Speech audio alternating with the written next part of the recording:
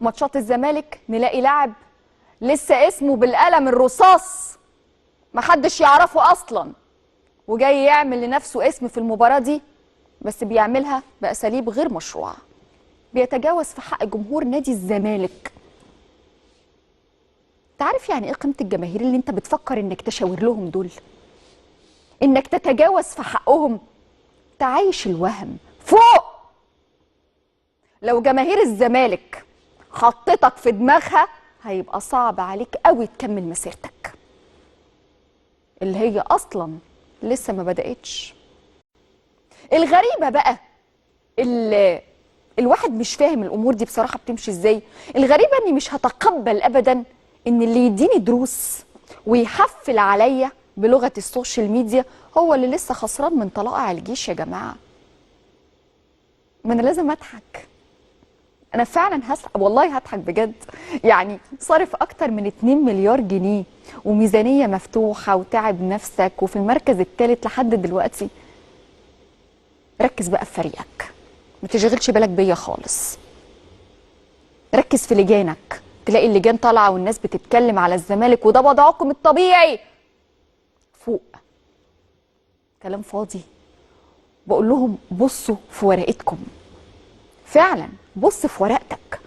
انا الزمالك باصص في ورقتي، الزمالك باصص في ورقته. هتقولي ايه ده ازاي؟ طب ما انتي بتقولي الا ما كنتش انا وصلت دلوقتي ان انا متصدرة الدوري.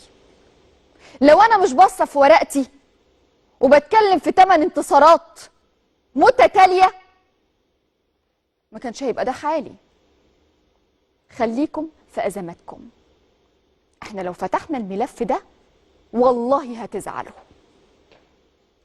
منتظرين من اللعيبه دي رد عملي في رحله الكونغو. لازم يصالحوا الجماهير، لازم تصالحوا جماهيركم بالتأهل من الكونغو. استعيدوا ذاكرة الانتصارات، عارفين ان في ضغط مباريات، عارفين اللعيبه ما كانتش في افضل حال وما كانتش يومها وما كانش افضل شيء، وعارفين ان احنا طالبنا من يكون المباراة في توقيت مناسب اكتر من كده. ولكن هنقول ايه؟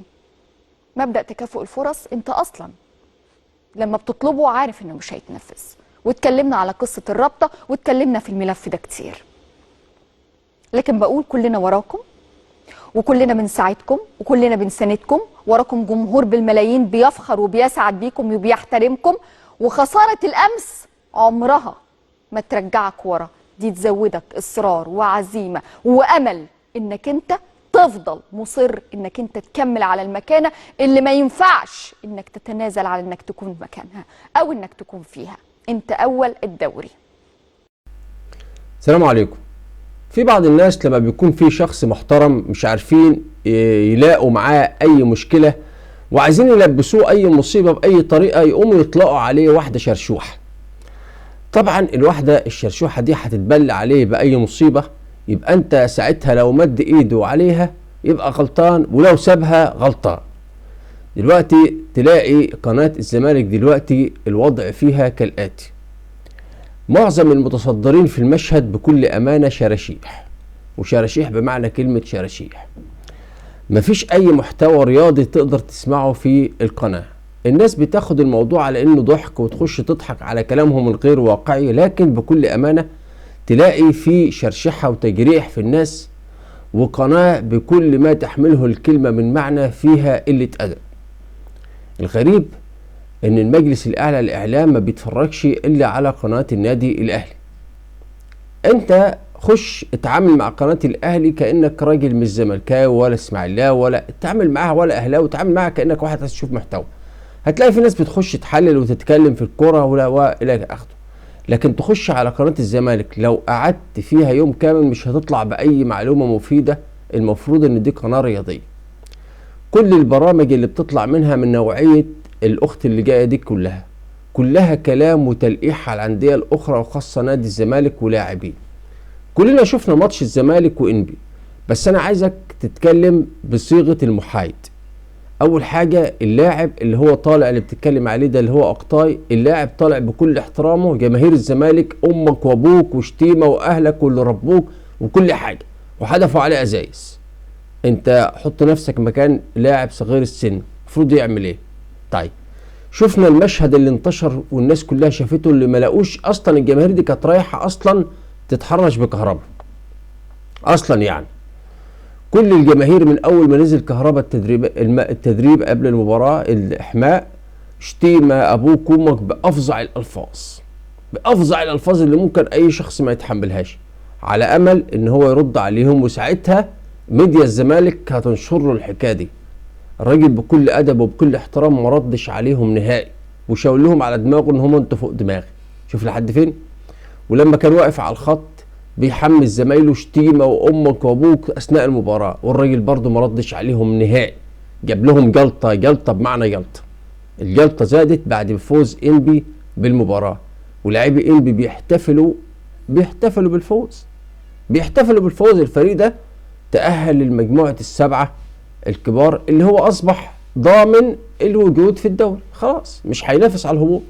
فريق ضمن الوجود مع السبعة الكبار الموسم القادم، والدوري موجود في الدوري. فريق فاز في مباراة ومن حقه يفرح، مبالغ فيها ما مبالغش فيها، مش قصتك انت خالص، مش موضوعك انت خالص. شتيمة وقلة أدب وتطاول على لاعبي انبي ما بيتكلموش في المباراة نفسها، بيتكلموا على فرحة لاعبي انبي وتطاول وهجوم، وحد حمسهم وحد دفع لهم. يا عم انت مالك، انت مالك. وده اللي بيحصل بالظبط على قناة نادي الزمالك. على فكرة ايام مرتضى منصور ما كانش في قلة الادب دي، خلينا ندي كل واحد حقه، كان في تجاوزات لكن مش كده، مش شرشحة وقلة ادب كده نهائي. شفنا كمان عشان تتأكد بس ان الدولة الرياضة في مصر تم زملكتها بالكامل بأوامر من الراجل الكبير الزملكاوي اللي قاعد والداعمين المسؤولين في الدولة. شفنا كمان فيديو جمهور الزمالك اللي داخل الاستاد بأعداد رهيبة، بدون تفتيش، بدون تذاكر، بكل أدواتهم، بكل حاجة. الفيديو منتشر وموجود على السوشيال ميديا. شفنا ان الوضع العكسي تماما مع جمهور النادي الأهلي، بيتم تفتيش وتفتيش ذاتي ومنع دخول أعداد معينة.